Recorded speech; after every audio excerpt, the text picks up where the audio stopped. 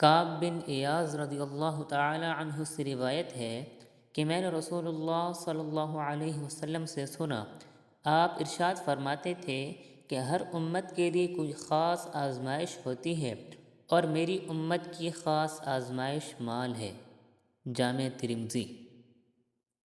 کعب بن مالک رضی اللہ تعالی عنہ سے روایت ہے کہ رسول اللہ صلی اللہ علیہ وسلم نے فرمایا کہ وہ دو بھوکے بھیڑیے جو بکریوں کے ریوڑ میں چھوڑ دیے گئے ہوں، ان بکریوں کو اس سے زیادہ تباہ نہیں کر سکتے جتنا تباہ آدمی کے دین کو مال کی اور عزت و جاہ کی حرص کرتی ہے۔ جامعہ ترمذی۔